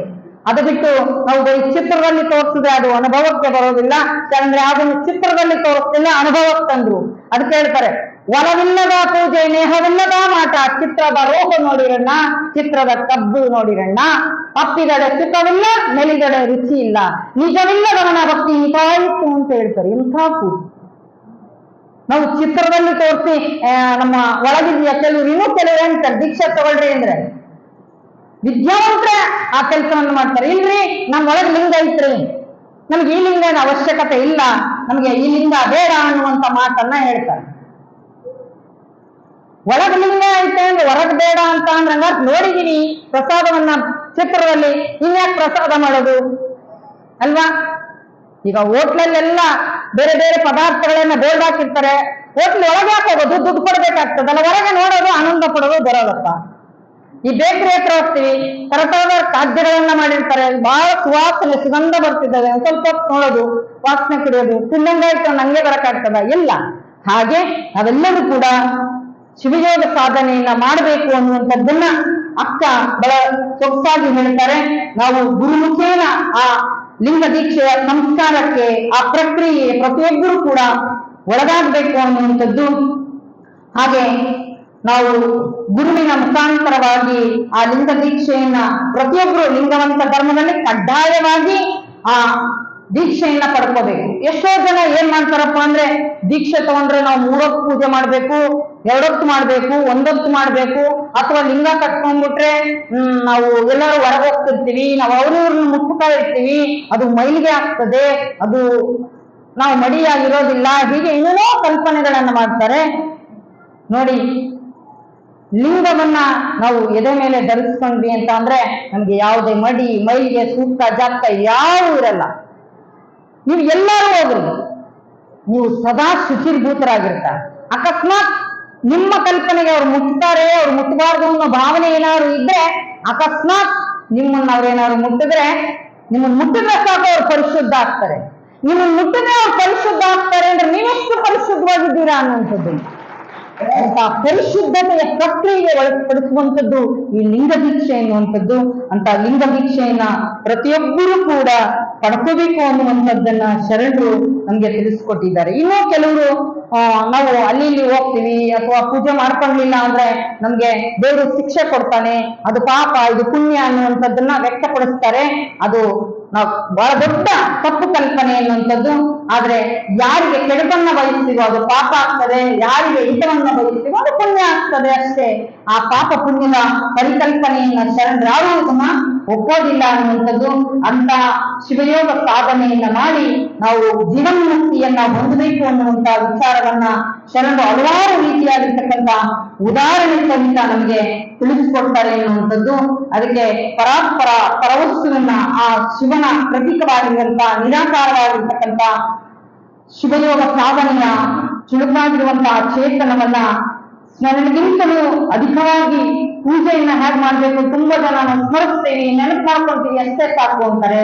ಇಲ್ಲ, ಸ್ಮರಣೆಗಿಂತಲೂ ಅಧಿಕವಾಗಿರ್ತಕ್ಕಂಥದ್ದು ದರ್ಶನ ಅನ್ನುವಂಥದ್ದು. ಆ ದರ್ಶನಕ್ಕಿಂತಲೂ ಕೂಡ ಅಧಿಕವಾಗಿರ್ತಕ್ಕಂಥದ್ದು ಆ ಲಿಂಗ ಪೂಜೆ ಎನ್ನುವಂಥದ್ದು. ಇಷ್ಟಲಿಂಗ ಪೂಜೆಯನ್ನ ಮಾಡಲೇಬೇಕು. ನಮ್ಮ ಧರ್ಮದಲ್ಲಿ ಕಡ್ಡಾಯವಾಗಿರುವಂತ ನಿಯಮ ಇದೆ. ಆ ಧರ್ಮದ ಆಚರಣೆಯನ್ನ ಪ್ರತಿಯೊಬ್ಬರೂ ಕೂಡ ಪಡ್ಕೋಬೇಕು ಅನ್ನುವಂಥದ್ದು.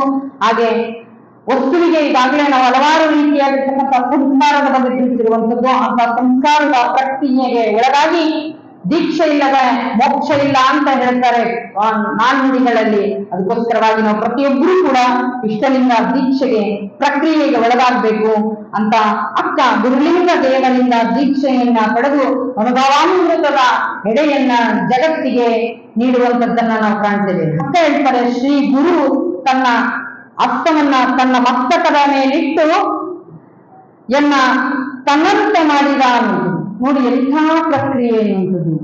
ಗುರು ಹಸ್ತಮಸ್ತಕ ಸಂಯೋಗ ಅಂತ ಹೇಳಿ ಗುರುಗಳು ದೀಕ್ಷೆ ಕೊಡುವಂತಹ ಸಂದರ್ಭದಲ್ಲಿ ಇಡೀ ಶರೀರವನ್ನ ಲಿಂಗಮಯವಾಗಿಸಿ ತಮ್ಮ ಶಿರದ ಮೇಲೆ ತಮ್ಮ ಕರವನ್ನ ಇಟ್ಟು ಇಡೀ ಶರೀರದಲ್ಲಿರುವಂತಹ ನವಚಕ್ರಗಳನ್ನ ಗುರು ಜಾಗೃತ ಮಾಡುವಂಥದ್ದು.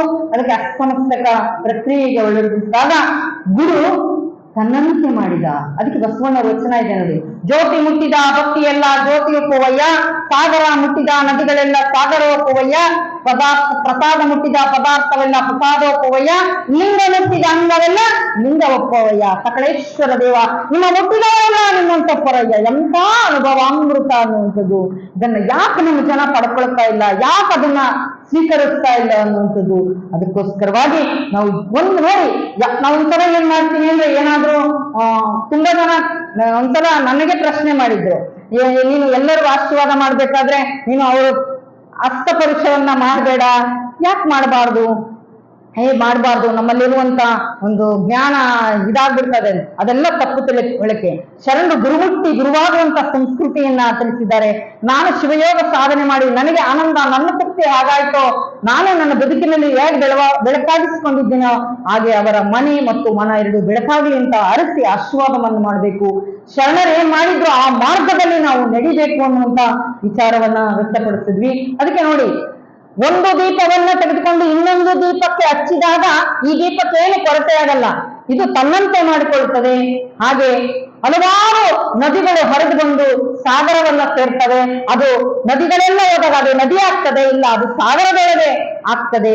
ಹಾಗೆ ಹಲವಾರು ರೀತಿಯಾಗಿರ್ತಕ್ಕಂಥ ಪ್ರಸಾದದ ಮುಖಾಂತರವಾಗಿ ಪದಾರ್ಥಕ್ಕೆ ಸ್ಪರ್ಶ ಮಾಡಿದ್ರೆ ಅದು ಪ್ರಸಾದ ಆಗ್ತದೆ ಅಂತ ಲಿಂಗ ಶರೀರದಿಂದ ಗುರು ತನ್ನಂತೆ ಮಾಡಿಕೊಂಡ್ರು ಅನ್ನುವಂಥ ವಿಚಾರವನ್ನ ಅಕ್ಕ ಎಂತ ಸಮರ್ಪಣ ಭಾವದಿಂದ ವ್ಯಕ್ತಪಡಿಸ್ತಾರೆ ಅನ್ನುವಂಥದ್ದು. ಎನ್ನ ತನ್ನಂತೆ ಮಾಡಿದ ಗುರು ತನ್ನ ಕರಸ್ಥಲದ ಮಹಾಲಿಂಗವನ್ನ ಎನ್ನ ಕರಸ್ಥಲದ ಮೂರ್ತಿಯಾಗಿ ಕೊಡಿಸಿದರು. ಎನ್ನ ಕರಸ್ಥಲದಲ್ಲಿದ್ದ ಮಹಾಲಿಂಗವನ್ನ ಎನ್ನ ಮನಸ್ಥಲದ ಮೂರ್ತಿಯನ್ನಾಗಿ ಮಾಡಿದರು. ಎನ್ನ ಮನಸ್ಥಲದಲ್ಲಿರ್ತಕ್ಕಂಥ ಆ ಮಹಾಲಿಂಗವನ್ನ ಎನ್ನ ಭಾವಸ್ಥಲದ ಮೂರ್ತಿಯಾಗಿಸಿದರು. ಎನ್ನ ಭಾವಸ್ಥಲದ ಮೂರ್ತಿಯನ್ನ ಆ ಮಹಾಲಿಂಗವಾಗಿಸಿದರು ಅಂತ ಎನ್ನ ಆ ಜ್ಞಾನಸ್ಥಳದಲ್ಲಿರುವಂತಹ ಮೂರ್ತಿಯನ್ನ ಎನ್ನ ಜ್ಞಾನಸ್ಥಳದ ಮಹಾಲಿಂಗವನ್ನಾಗಿ ಮಾಡಿ ಎನ್ನ ಸರ್ವಾಂಗದೊಳಗೂ ಕೂಡ ಹೊರ ಒಳಗೆ ತೆರೆಗಿಲ್ಲದಂತೆ ನನಗೆ ಆ ಶಿವಯೋಗ ಸಾಧನೆಯನ್ನ ಒಳಗೂ ಆ ಲಿಂಗ, ನನ್ನೊಳಗೂ ಲಿಂಗ, ನಾನೇ ಲಿಂಗ, ನನ್ನೊಳಗೆ ಲಿಂಗ ಅನ್ನುವಂಥದ್ದು ಎರಡೆಲ್ಲ ಒಂದೇ ಅನ್ನುವಂಥ ಭಾವವನ್ನ, ಆ ಕೃತಜ್ಞತೆ ಭಾವವನ್ನ ಶರಣರು ನನಗೆ ಪರಿಚಯಿಸಿಕೊಟ್ರು ಅನ್ನುವಂಥದ್ದನ್ನ ಅಕ್ಕ ತಿಳಿಸ್ಕೊಡ್ತಾರೆ. ಆ ಲಿಂಗವೇ ತಾನೇ ಲಿಂಗವಾಗಿ ಅಕ್ಕ ಆನಂದದಿಂದ ಶಿವಯೋಗ ಸಾಧನೆಯನ್ನ ಮಾಡ್ತಾರೆ. ಎಂಥ ತೃಪ್ತಿ ಎನ್ನುವಂಥದ್ದು. ಕೆಲವರಿಗೆ ಪ್ರಸಾದ ಮಾಡಿದಾಗ ತೃಪ್ತಿ ಅನಿಸ್ತದೆ. ಒಂದ್ಸಲ ನೋಡಿ, ನೀವು ಆ ಶಿವಯೋಗವನ್ನ ನೀವು ಅನುಭವಕ್ಕೆ ತಂದ್ಕೊಂಡು ನೋಡಿ. ಶಿವಯೋಗ ಮಾಡುವಾಗ, ತ್ರಾಟಕ ಯೋಗವನ್ನು ಮಾಡುವಾಗ ಏಕಾಗ್ರತೆಯಿಂದ ಶಿವಯೋಗ ಸಾಧನೆಯನ್ನ ಮಾಡ್ರಿ. ಒಂದೇ ದಿನಕ್ಕೆ ಬರೋದಿಲ್ಲ ಅದು. ನೀವು ಸಾಧನೆ ಮಾಡ್ತಾ ಮಾಡ್ತಾ ನಿಮಗೆ ಗೊತ್ತಿಲ್ಲ ಹಾಗೆ ನಿಮಗೆ ವಚನಗಳನ್ನ ಬಂದ್ರೆ ಹಾಡ್ತಾ ಹಾಡ್ತಾ ಶಿವಯೋಗ ಸಾಧನೆಯನ್ನ ಮಾಡ್ರಿ. ನಿಮಗೆ ಗೊತ್ತಿಲ್ಲಾರ್ದೆ ಆ ಕಣ್ಣಲ್ಲಿ ನೀರು ಬರ್ತದೆ. ನೀರು ಬಂದಾಗ ಮನಸ್ಸು, ಹೃದಯ ಅದು ತುಂಬಿ ಬರ್ತದೆ, ಹಗುರ ಆಗ್ತದೆ ಮನಸ್ಸು. ಅವಾಗ ಪ್ರಸಾದ ಮಾಡಿದಾಗ ಯಾರು ತೃಪ್ತಿ ಅನಿಸ್ತದ ಅಷ್ಟೇ ತೃಪ್ತಿಯ ಶಿವಯೋಗವನ್ನ ಮಾಡಿದಾಗ ಬರ್ತದೆ ಅನ್ನುವಂಥದ್ದು. ಅಂತ ತೃಪ್ತಿಕರವಾಗಿರುವಂತ, ಆನಂದದಾಯಕವಾಗಿರುವಂತ, ನಮಗೆ ವಸ್ತುಗಳನ್ನ ನೋಡಿದಾಗ ಆನಂದ ಆಗ್ತದೆ, ಅದನ್ನು ಪಡ್ಕೊಂಡಾಗ ಧರಿಸ್ಕೊಂಡಾಗ ಆಗ್ತದೆ. ಆದರೆ ನನ್ನೊಳಗೆ ಆಗುವಂತ ಪ್ರಕ್ರಿಯೆಯ ಆನಂದ, ಅದು ಶಾಶ್ವತವಾಗಿರುವಂತ ಆನಂದ, ಪರಮಾನಂದ ಅನ್ನುವಂಥದ್ದು. ಅಂತ ಪರಮಾನಂದವನ್ನ, ಶಿವಯೋಗದ ಆನಂದವನ್ನ, ಶಿವಯೋಗ ಸಾಧನೆ ಮುಖಾಂತರವಾಗಿ ಶಾಶ್ವತವಾಗಿರುವಂತ ಆನಂದವನ್ನ ಅಕ್ಕ ಪಡ್ಕೊಂಡು, ಅಂತ ಶಾಶ್ವತವಾಗಿರ್ತಕ್ಕಂಥ ಆನಂದದಲ್ಲಿ ನಾವು ಕೂಡ ಪಡ್ಕೊಂಡು ನಮ್ಮ ಬದುಕು ಜೀವನವನ್ನ ಸಾರ್ಥಕಪಡಿಸಿಕೊಳ್ಳೋಣ ಅನ್ನುವಂತ ವಿಚಾರವನ್ನ ವ್ಯಕ್ತಪಡಿಸ್ತಾ, ಅಕ್ಕನ ಪಥ ಅದು ಸಾರ್ಥಕತೆಯ ಪಥ, ಅಕ್ಕನ ಪಥ ಅದು ಸತ್ಪಥ ಅನ್ನುವಂಥದ್ದು. ನಾವೆಲ್ಲರೂ ಕೂಡ ಅಂತ ಸತ್ಪಥದ ಹಾದಿಯಲ್ಲಿ ಸಾಗೋಣ ಅನ್ನುವಂತ ವಿಚಾರವನ್ನ ವ್ಯಕ್ತಪಡಿಸ್ತಾ, ಮುಂದೆ ಇಂತೆಂತ ಗುರುವಿನ ಮುಖಾಂತರವಾಗಿ ಯಾವ್ಯಾವ ರೀತಿಯಾಗಿರ್ತಕ್ಕಂಥ ಅನುಭವಗಳನ್ನ ಪಡ್ಕೊಂಡ್ರಿ ಎನ್ನುವಂತ ವಿಚಾರವನ್ನ ಮುಂದಿನ ಚಿಂತನೆಯಲ್ಲಿ ನಾವು ನೋಡೋಣ ಅನ್ನುವಂತ ವಿಚಾರವನ್ನು ವ್ಯಕ್ತಪಡಿಸ್ತಾ, ನಿಮ್ಮೆಲ್ಲರ ಬದುಕು ಬಾಳು ಅದು ಸುಂದರವಾಗಿರ್ಲಿ ಅಂತ ಸಾರ್ಥಕತೆಯ ಬದುಕಾಗಿಸ್ಕೊಳ್ರಿ. ಮನವನ್ನ ಮಹಾಮನವಾಗಿಸ್ಕೊಳ್ರಿ. ನಿಮ್ಮ ಕಾಯವನ್ನ, ತನುವನ್ನ ಲಿಂಗ ಶರೀರವನ್ನಾಗಿ ಮಾಡಿಸ್ಕೊಡ್ರಿ. ನೀವು ನಡೆದಾಡೋದೇವರು, ಮಾತಾಡೋದೇವರಾಗ್ಬೇಕು. ಅಂತ ಶಿವಯೋಗ ಸಾಧನೆಯನ್ನ ಶರಣರು ಕೊಟ್ಟಿದ್ದಾರೆ. ಅದನ್ನ ನಿಮ್ಮ ಬದುಕಿನಲ್ಲಿ, ಜೀವನದಲ್ಲಿ ಅಳವಡಿಸಿಕೊಂಡು ನಿಮ್ಮ ಬದುಕು ಜೀವನವನ್ನ ಸಾರ್ಥಕ ಮಾಡಿಕೊಳ್ಳಿ ಎನ್ನುವಂತ ವಿಚಾರವನ್ನ ವ್ಯಕ್ತಪಡಿಸಿ ನನ್ನೆರಡು ಮಾತುಗಳನ್ನ ಅಕ್ಕನ ಶ್ರೀಪಾದಕ್ಕೆ ಅರ್ಪಿಸ್ತಾ, ಇವತ್ತು ಇಂತಹ ಒಂದು ಜ್ಞಾನಕ್ಕೆ ಎಡೆಮಾಡಿಕೊಂಡಿರ್ತಕ್ಕಂಥ ಎಲ್ಲ ಜೈರಾಬಾದಿನ ಜನ ಎರಡು ರೀತಿಯಾಗಿರ್ತಕ್ಕಂಥ ಪ್ರಸಾದವನ್ನ ಮಾಡಿದರೆ, ಒಂದು ನೆತ್ತಿಯ ಪ್ರಸಾದ, ಒಂದು ಹೊಟ್ಟೆಯ ಪ್ರಸಾದ ಅನ್ನುವಂಥದ್ದು. ಅಂತ ಜ್ಞಾನ ದಾಸೋಹಕ್ಕೂ ಹಾಗೆ ಪ್ರಸಾದದ ದಾಸೋಹಿಗಳಿಗೂ ಕೂಡ ನಿಮ್ಮ ಮನೆ ಮತ್ತು ಮನ ಬೆಳಕಾಗಲಿ ಅಂತೇಳಿ ಶುಭವನ್ನ ಹಾರೈಸಿ ನನ್ನೆರಡು ವಾಕ್ಪುಷ್ಪಗಳನ್ನ ಅಕ್ಕನ ಶ್ರೀಚರಣಕ್ಕೆ ಅರ್ಪಿಸ್ತೇನೆ. ತಮ್ಮೆಲ್ಲರಿಗೂ ಕೂಡ ಭಕ್ತಿಯ ಶರಣು ಶರಣಾರ್ಥಿ.